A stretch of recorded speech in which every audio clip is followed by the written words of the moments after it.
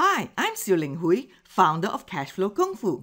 Debtors are one of the most important assets of a business. Here are 5 tips for making sure that you get paid and paid on time by your customers. We looked at 3 key benefits of strong debtor management in a separate video. These benefits are improved cash flow, protection of your business financial health, and access to growth financing. In this video, you'll learn 5 tips for efficient and effective management of debtors. As the old saying goes, prevention is better than cure. Do credit checks on customers before extending credit terms, especially if the amounts involved are going to be large. Global institutions like Dun & Bradstreet and Debtor provide credit reference services in Australia and many other countries. Search online for providers in your country. You'll need to pay a small fee for these services, but it's well worth the investment. You should also set appropriate credit limits for each customer account based on their credit worthiness. Make sure you clearly state your business's terms and conditions on your invoices. Here are 3 things that you should include. First, what is the payment due date? Will it be a specific date, or will it be 7 or 14 or 30 days? From when? State when the day count starts from. Is it from the date of the invoice, the date of receipt of the invoice by the customer, or from the end of month?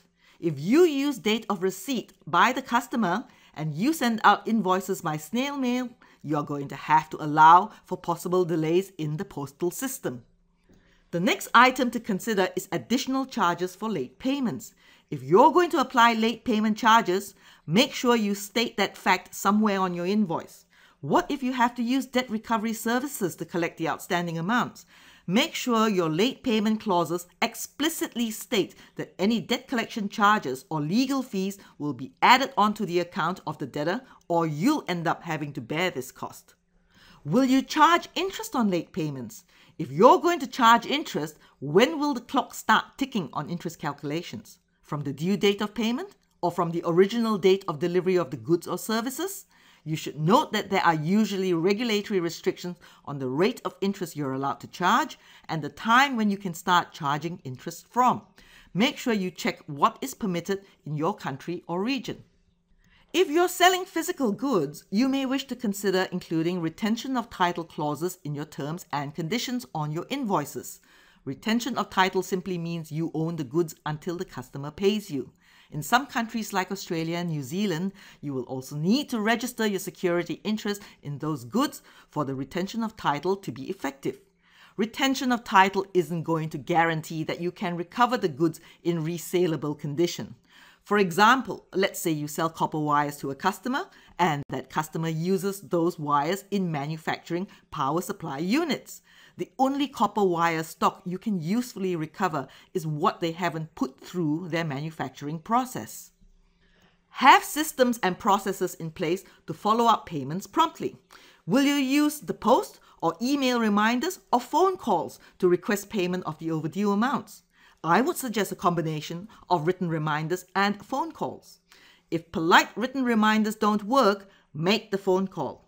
If you don't have an accounts department or a personal assistant to do it, you need to pick up the phone yourself. This is your money.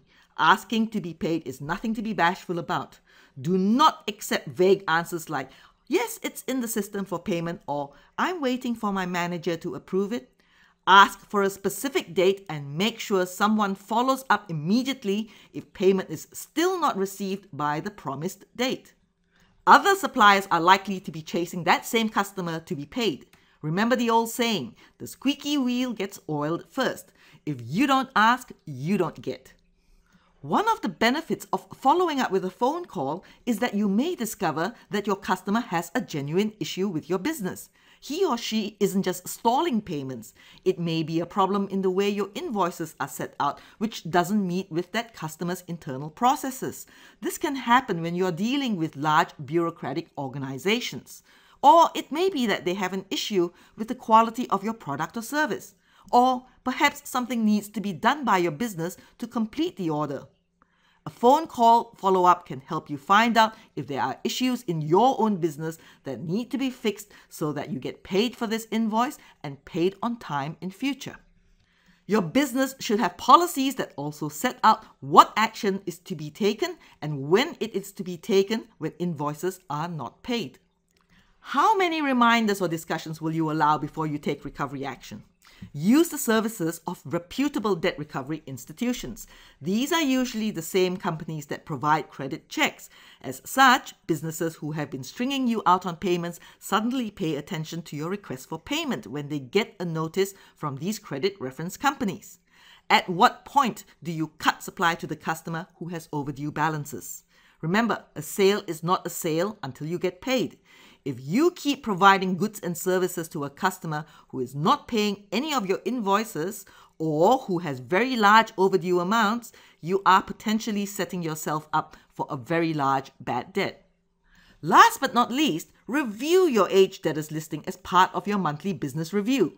You want to make sure that any persistently late or unusual debtors are quickly identified.